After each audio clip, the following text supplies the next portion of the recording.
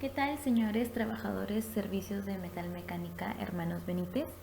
El día de hoy venimos con otra capacitación, esta vez sobre diferentes temas médicos, como por ejemplo vamos a hablar un poco sobre la diabetes mellitus.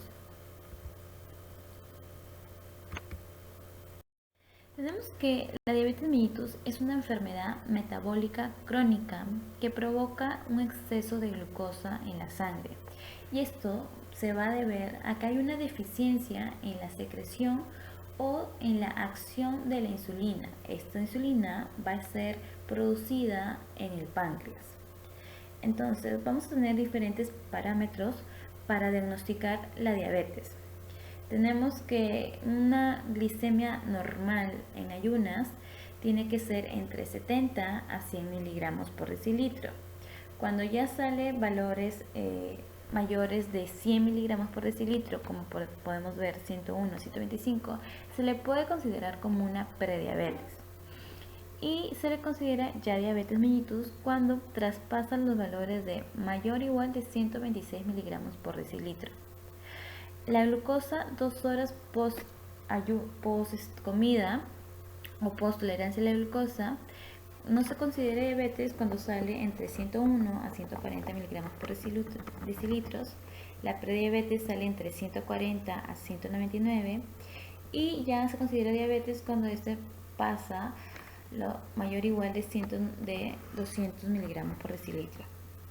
En cuanto a la hemoglobina glicosilada, que es muy importante ya que este examen nos ayuda a ver cómo ha estado en los últimos 3 meses nuestros valores de glucosa, tiene que ser, lo normal sería que tengan menor de 5.7%, cuando ya se considera prediabetes está más o menos entre un 5.7 a 6.4 y diabetes mellitus se le considera mayor o igual de 6.5. Vamos a tener dos tipos de diabetes. Una es la diabetes mellitus tipo 1 y la otra tipo 2 o diabetes no insulino dependiente. En la tipo 1 tenemos que se va a manifestar debido a que el páncreas no va a producir la insulina del todo. Con mayor frecuencia se da desde la niñez o a una temprana edad o menores de 40 años. Se va a predominar en niñas. Esta diabetes se va a necesitar inyectarse insulina para poder sobrevivir, o sea, su tratamiento pilar va a ser inyectarse insulina de por vida. Ahora, en el tipo 2 tenemos que el páncreas produce una insulina, pero esta es insuficiente o es de una mala calidad para lo que el cuerpo necesita para que pueda degradar la glucosa.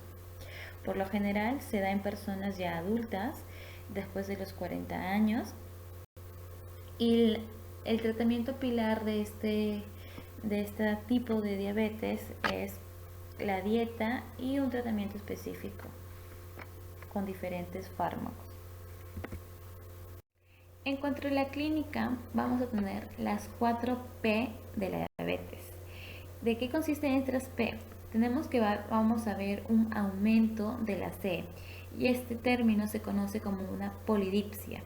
O sea, la persona tiene tanta C, o a veces tienden a decir, no, es que siento que mi garganta está seca y empiezan a tomar agua. Otra P es que empiezan a orinar demasiado. A esto se le conoce como poliuria. Entonces, como toman bastante agua, tienen bastantes ganas de orinar. La tercera P es un gran apetito, que se conoce como una polifagia. La persona tiene mucha hambre, puede levantarse en las noches, comer y no llenarse. Y por último, la 4P que está dentro de la clínica viene a ser la pérdida de peso. Podemos encontrar otros síntomas como cansancio, debilidad, irritabilidad. Pueden provocarse heridas que estas no pueden sanar fácilmente debido al nivel alto de la glucosa, molestia en los ojos, irritabilidad en los ojos, visión borrosa, falta de energía, cambios de ánimos. Tenemos que en ocasiones estos síntomas, al menos en los primeros meses de que uno empieza a desarrollar la diabetes, porque cabe resaltar que la diabetes es una enfermedad silenciosa, Es una enfermedad silenciosa y que no se produce de un día al otro. Es una enfermedad que se produce por años. O sea, uno empieza a tener a hacer lo que es resistencia a la insulina que genera su propio cuerpo. Por lo tanto, no va a haber un adecuado metabolización de la glucosa y esto a lo largo va a provocar la diabetes. Entonces estos síntomas al principio suelen ser desapercibidos por casi la mayoría de personas y ya llegan a enterarse cuando los síntomas o cuando ya la diabetes está avanzada. Ahora, la clínica según los análisis de sangre, como ya mencionamos anteriormente, se va a medir lo que es en sangre la glucosa normal es de 70 a 100, ya cuando se considera un riesgo a diabetes o una prediabetes es cuando te sale de 100 a 126 o 101 a 126. Diabetes ya se le considera cuando te sale un valor en ayunas. Recuerden que todos estos exámenes de sangre se realizan en ayunas. Ya sale un valor mayor de 126 miligramos por decilitro, se considera una diabetes. Ahora, ¿quiénes son las personas que están en riesgo de padecerla? Todo aquel paciente, trabajador, señor, persona que tenga un familiar con antecedentes de diabetes, ya sea papá, mamá, tío, eh, abuelo, hermano, hermana, tiene riesgo de padecer esta enfermedad. ¿Por qué? Porque esta es una enfermedad hereditaria, genética, que si uno no tiene buenos hábitos, no va a evitarla tener. Entonces, ¿quiénes van a presentar un factor de riesgo? Son aquellas personas que están excesos de peso, es decir, los que tienen obesidad, los que tienen malos hábitos alimenticios, los que les gusta comer comidas como carbohidratos, grasas, harinas, personas que tengan más de 40 años, aquellas personas que sean sedentarias, que no tengan mucha actividad física, que no estén acostumbradas a tener una buena alimentación. Y también aquellas personas que presenten enfermedad en el hígado o en el páncreas. Ahora, ¿qué medidas de prevención podemos realizar para evitar la diabetes? O sea, todas aquellas personas que cuenten con un antecedente familiar de diabetes, ya sea papá, mamá, abuelo, abuela, tiene que evitar aumentar de peso, evitar la obesidad, evitar el sobrepeso. ¿Cómo? Vamos a disminuir lo que son el consumo de azúcares. Recordemos que el azúcar en exceso es dañino. Esta enfermedad de diabetes, como le mencioné, es exceso de glucosa, de azúcar. Entonces tenemos que evitar todo esto. También tenemos que evitar el consumo de carbohidratos, de grasas. Entre los carbohidratos vamos a tener las harinas, los panes, las tortas. ¿Qué vamos a aumentar? Tenemos que aumentar la fibra, las frutas, las verduras, las leguminosas. Tomar como mínimo 8 vasos de agua al día. Practicar actividad física, ya sea si son una persona que ya están en sobrepeso, tienen obesidad y tienen familiares que tengan diabetes y quieren evitar padecerla, puede consultar con su médico y preguntar cómo es que pueden realizar actividad física para que esto poco a poco se les vaya acostumbrando. Y siempre es importante realizarse un control médico anual para chequear cómo está nuestro organismo. Ahora, la diabetes es como mencioné antes, una enfermedad silenciosa que va progresando muy rápidamente y si no se llega a tratar y no se estabiliza lo que son los niveles de glucosa, llegan a tener unas complicaciones bastante severas, como por ejemplo puede provocar enfermedad cerebrovascular, retinopatía y visión borrosa, daño renal, pie diabético. Este pie diabético es una complicación muy frecuente en las personas diabéticas. Como mencioné, estas personas tienden a tener heridas en los pies que no cicatrizan Es más, que no es solamente no cicatrizan, que por lo mismo que el nivel de azúcar está muy elevado en esas personas, la piel ya empieza a necrosarse, o sea, el tejido empieza a morirse y por eso luego se tienen las amputaciones de estas personas, de estos miembros, de este miembro de esta parte del cuerpo de las personas. También otra enfermedad, otra complicación es una neuropatía periférica, porque tener los niveles altos de glucosa también dañan lo que son nuestros nervios. ¿Y esto cómo se manifiesta? Mediante las personas o los pacientes van a consulta diciendo que tienen, que padecen de diabetes y que presentan hormigueo en las partes inferiores del cuerpo, que los miembros del pie dice que como que les hinca, ya, entonces ahí ya nos da un indicio de que la persona no tiene estabilizada su enfermedad, no está cuidándose adecuadamente y ya está realizando una complicación de la diabetes. Ahora, ¿cuáles son el tratamiento? Como mencioné, en el diabetes tipo 1 también es llamado una diabetes juvenil o de la infancia porque se da a temprana edad. El tratamiento pilar viene a ser la insulina inyectada. Este es un tipo de diabetes que es dependiente de insulina. Y el diabetes tipo 2, que se da en pacientes ya adultos y que tengan problemas alimenticios como el sobrepeso o obesidad. Lo primero que se le recomienda a estas personas es cambiar totalmente su alimentación. Si ellos están acostumbrados a comer muchas grasas, harinas, 3 panes en la mañana, 4 panes en la noche, pollo frito, dulces, desde ya se le va diciendo que no puede seguir con esa dieta porque no está tomando conciencia de la gravedad del asunto, porque esta diabetes no es una enfermedad que va a tener cura, es una enfermedad con la que se va a vivir y la única manera de controlarla es cambiando los hábitos alimenticios. Entonces también se le tiene que indicar hacer ejercicio físico y junto con la dieta se le va a agregar lo que son los fármacos correspondientes para bajar la glucosa. Y en algunos casos, no siempre, aquí es necesario inyectar lo que es la insulina, pero con que el paciente o el trabajador, en este caso ustedes señores, cuiden su dieta, tengan unos buenos alimentos alimenticios, ya están abarcando un 70% del tratamiento de esta enfermedad y el otro 30% lo va a hacer lo que es el tratamiento médico.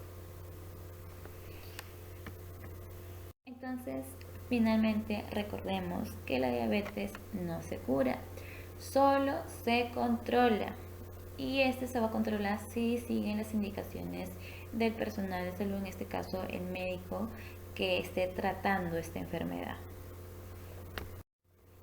Ahora, el siguiente tema es colesterol y triglicéridos. Vamos a ver, ¿qué es el colesterol? Este y los triglicéridos van a ser grasas que están presentes en nuestro organismo, en nuestra sangre, y estos son llamadas también lípidos. Estos van a ser importantes porque van a tener diferentes funcionamientos para nuestro cuerpo. Entonces, el colesterol es una grasa que es necesaria para nuestro organismo, pero que en cantidades elevadas puede ser peligroso con el traspaso de los años, porque es un factor de riesgo para poder desarrollar lo que es un infarto al corazón y una trombosis cerebral. Entonces, este colesterol tiene dos orígenes. Uno es el que ingerimos con los alimentos, o sea, el externo, el colesterol que se ingiere y que exclusivamente es proveniente del animal, y esto es un 30% del colesterol que tenemos en total. Y el segundo es el que nuestro propio cuerpo fabrica. Este constituye el 70%, o sea, nuestro cuerpo mismo fabrica el colesterol. Entonces, mantener lo que es el colesterol elevado nos provoca una enfermedad llamada hipercolesterolemia. Ahora, vamos a tener dos tipos de colesterol, el HDL y el LDL. El HDL es aquel colesterol que recupera, valga la redundancia, el colesterol para llevarlo al hígado y así este se pueda eliminar. Entonces va a tener un efecto protector, va a limpiar lo que son las arterias de depósitos malos decimos a las placas de grasas que se van acumulando, por lo que así nos reduce el que se produzca una placa ateramatosa. Esta placa se les llama las placas de grasa que se forman dentro de las paredes de las arterias. Entonces, tener elevado este HDL se relaciona con tener un menor riesgo a presentar una enfermedad cardiovascular, por lo tanto se le denomina entre paréntesis colesterol bueno.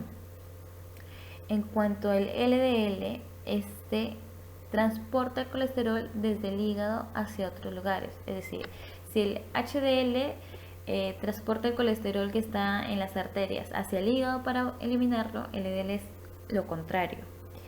Del hígado transporta ese colesterol para que se acumule en lo que es las paredes de las arterias. Entonces, al acumularse esta grasa en las arterias, se va a ir formando poco a poco las placas llamadas ateromas. Por eso este colesterol se le denomina malo. Entonces, también existe una enfermedad que es la hipercolesterolemia familiar, en el cual el cuerpo va a ser incapaz de eliminar el colesterol malo, o sea, el LDL, y esto lleva a que haya una mayor probabilidad de aterosclerosis a muy temprana edad. Porque recordemos que esta es una enfermedad que no se va a ver a los 40, a los 50, sino que más o menos a los 60 años es cuando, si tú no has tenido una dieta saludable y has comido grasas por toda tu vida, probablemente es que tus arterias tengan placas de grasa, y esto puede provocar una obstrucción de la arteria, una trombosis, por lo cual hasta puede provocar un ACV isquémico, es decir, un derrame cerebral o un paro cardíaco o cualquier patología cardíaca. Los valores referenciales. El colesterol total tiene que salir menos de 200 miligramos por decilitro, o sea, presentar ya valores elevados de 200 ya indica que tenemos que realizar un cambio en nuestros hábitos alimenticios. El colesterol LDL va de 70 a 130 miligramos por decilitro. Tener valores más bajos obviamente sería lo ideal. El HDL de 40 a 60 miligramos, y tener valores altos es un efecto protector, pero tampoco hay que tomarlo como que, sí, mientras yo tenga mayor colesterol HDL va a ser mejor, porque recordemos que nada en exceso es bueno. Ahora, ¿qué son los triglicéridos? Estos también son un tipo de grasas que van a formarse en el intestino a partir de los alimentos que uno ingiera. Acá tenemos, por ejemplo, los productos grasos, los alimentos azucarados, hasta el alcohol. Y estos van a ser fabricados en el hígado por el propio organismo. Estas son unas grasas muy comunes en nuestro organismo y van a tener y una de las fuentes de energía más importantes para nosotros. Cuando uno come, el cuerpo va a usar las calorías para obtener energía inmediata. Entonces, estas calorías que sobran se convierten en triglicéridos y se almacenan en las células grasas para su uso posterior. ¿Cuál es el valor referencial de los triglicéridos? Es de 10 a 150 miligramos por decilitro.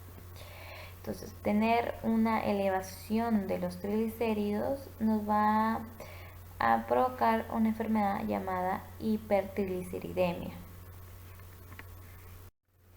Ahora, presentar una elevación tanto del colesterol como los triglicéridos se le va a denominar hiperlipidemias. Entonces, en cuanto a sus síntomas, tenemos que la mayoría de casos de niveles altos de estos lípidos no suelen presentar unos síntomas notorios. Ya cuando son muy notorios o están particularmente elevados estos dos tipos de grasa, se va a presentar diferentes signos, como por ejemplo depósitos de grasa en la piel. Como podemos observar en la primera imagen, tenemos ahí dos talones y se le ven dos protuberancias, y a estos depósitos de grasa se le denomina xantomas. También es muy habitual que estos santomas se acumulen en lo que son los tendones, ya sea de los miembros superiores como los miembros inferiores. También se han visto casos que esos santomas se forman a nivel de la rodilla. Otro signo son las placas amarillas ricas en lípidos en la cara medial de los párpados, el cual se le denomina santelasma. Entonces, cuando ya los triglicéridos están muy elevados, también puede provocar una sensación de hormigueo tanto en las manos o en los pies o sensación de quemazón. Tener los colesterol y triglicéridos elevados o los triglicéridos pueden llevar a aumentar lo que es un riesgo de pancreatitis. Y este se va a manifestar mediante un dolor abdominal bastante intenso. También puede provocar lo que es una hipertrofia del hígado como del vaso. ¿Qué quiere decir hipertrofia? O sea que tanto el hígado como el vaso se van a agrandar, a lo cual se denomina hepatomegalia y esplenomegalia. Ahora recordemos, si el aumento de colesterol o los triglicéridos es crónico, va a ser un factor de riesgo para que se desarrolle una aterosclerosis. Entonces, por eso las hipercolesterolemias pueden llegar a causar una insuficiencia coronaria. Dentro de esta insuficiencia coronaria puede ser una angina de pecho o hasta un infarto de miocardio. También puede llegar a provocar accidentes vasculares cerebrales como los DCB y los trastornos de circulación de las extremidades inferiores. ¿Cuál va a ser el tratamiento de la hiperlipidemia? Lo principal o lo primero que uno tiene que realizar es perder peso. ¿Mediante qué? Mediante ejercicio físico, mediante dieta. Tienes que disminuir la ingesta de grasas saturadas, de carbohidratos, de azúcares. El no fumar y el no beber bebidas alcohólicas influye mucho, ya que recordemos, como lo mencioné anteriormente, del alcohol también salen las placas de grasa. Se tiene que aumentar lo que es el consumo de frutas, de verduras y de cereales. Cuando ya se ha presentado un aumento del colesterol y triglicéridos, se le explica al paciente que en un mes empiece a hacer estos cambios de hábitos saludables, y que si en un mes no mejora estos valores de colesterol y triglicéridos, vamos a añadir lo que es tratamiento médico. Entre el tratamiento médico tenemos las estatinas. Dentro de las estatinas está la atorvastatina. También tenemos otro tipo de medicamentos como los secuestradores de ácidos biliares, la ezetimiba. Y para los triglicéridos tenemos los fibratos, la niacina, el omega 3 y el 6. Dentro de los fibratos, el más conocido es el ginfibrosilo.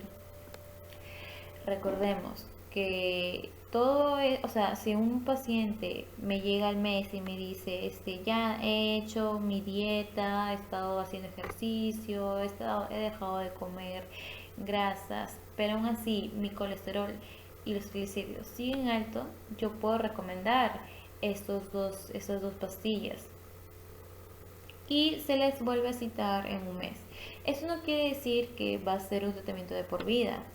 Siempre cuando el paciente mantenga una dieta saludable, se puede mantener solamente con dieta y no es necesario agregar más medicamento.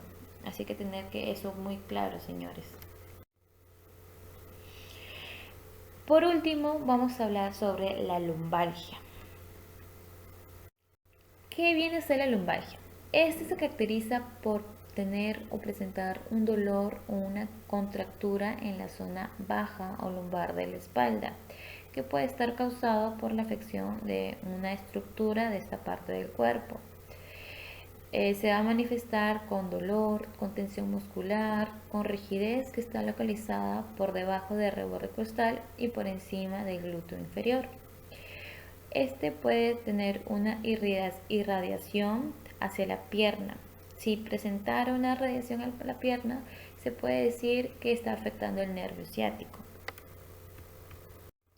En cuanto a su clasificación, vamos a tener por su evolución aguda cuando es menos de 6 semanas, subaguda cuando va de 6 semanas a 3 meses y una lumbalgia crónica cuando ya está presente por más de 3 meses. Según la función de la irradiación, tenemos si está irradiado a la citalgia, es porque va a seguir una distribución por los nervios y va a sobrepasar la rodilla, llegando en la mayoría de casos al pie. Cuando presenta dolor referido es porque no sigue la distribución nerviosa de la médula espinal y suele ser un dolor referido hacia las nalgas o la cara posterior del muslo. Y también puede ser dolor no irradiado ni referido, o sea que solo quede presente en la zona lumbar de la espalda baja. También vamos a tener clasificación por la causa, dolor inespecífico o dolor específico a un proceso. Esto puede ser por artrosis, osteoporosis, aplastamiento de discos vertebrales, esclerosis, malas posturas, etc.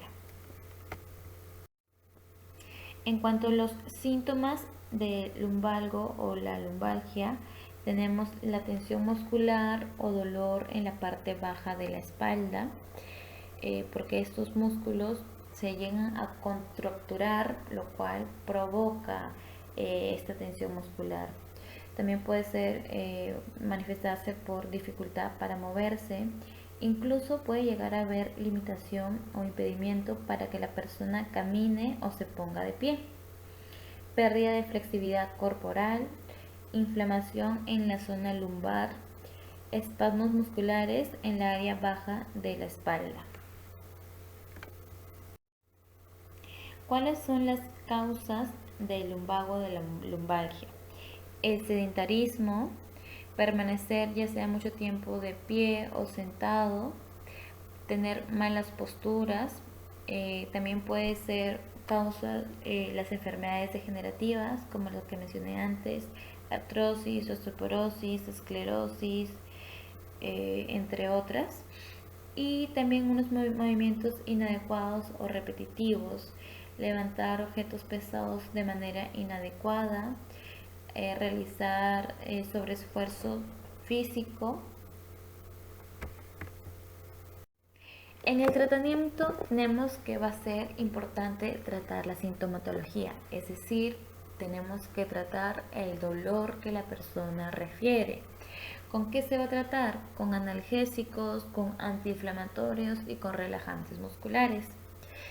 Lo primero que se le va a decir al paciente cuando llega al consultorio y refiera que presente lumbalgia es que tiene que realizar reposo.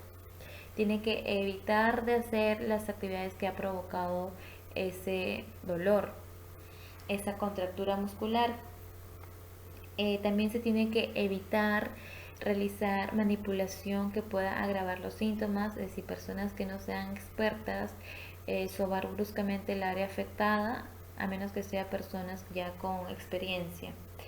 En casos crónicos se recomienda fisioterapia, es decir, en personas que ya presenten lumbalgia por más de 3 meses, se le va a indicar sesiones de rehabilitación física, los cuales van a permitir recuperar lo que es la movilidad y habilidades físicas en esta parte del cuerpo afectada, mediante ejercicios y aplicación de calor, frío y impulsos eléctricos y mientras masajes descontracturantes.